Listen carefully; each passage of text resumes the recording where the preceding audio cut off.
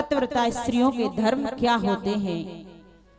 बोले एक स्त्री थी, उसका पति कहीं बाहर गया था और वहां से आया, आ करके अपनी पत्नी की गोद में सिर रख करके सो गया और उसका एक 6 महीने का बालक था, खेलता खेलता अग्नि कुंड में चला गया और उस अग्नि कुंड में अग्नि धधक रही थी। तो जो बालक था वो अग्नि कुंड में गिर गया, लेकिन उस स्त्री ने अपने पति को नहीं जगाया और ना सिर को उठा करके वो भाग करके गई अपने पुत्र को बचाने के लिए। ये होता है एक पतिव्रता धर्म।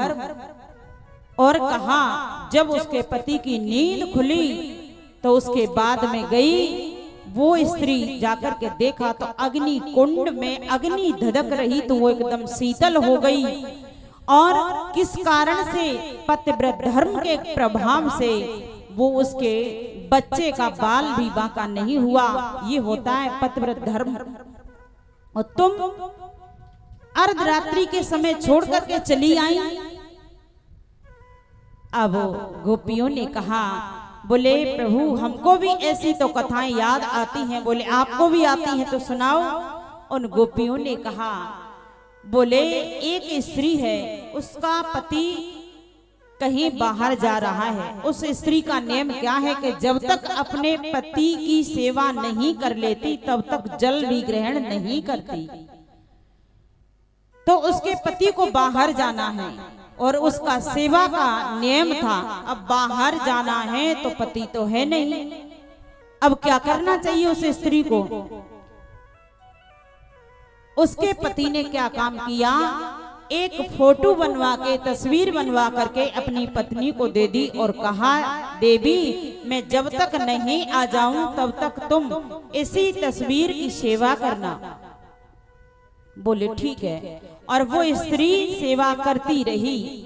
जब उसका असली पति बाहर से आ गया और जो फोटो की सेवा कर रही थी उसमें व्यस्त थी, असली पति ने आकर के गेट को बजाया। अब भगवान से उन गोपियों ने कहा, अब आप बताओ उस गोपी को, उस स्त्री को फोटो की सेवा करनी चाहिए कि गेट को खोलना चाहिए, दरवाजा खोलना चाहिए? तो भगवान ने कहा, बोले गोपियों ये भी कोई पूछने की बात है? जब असली पति आ ही गया है तो फोटो की पूजा करने से क्या लाभ है, क्या उद्देश्य है? जाकर के फिर तो असली पति के लिए दरवाजा खोलना चाहिए। तो गोपियों ने कहा, प्रभु आपसे ही हो गया ना न्याय, आपसे हो गया, क्योंकि आप सबके पति हैं, प्राणों के पति तो आप ही हैं।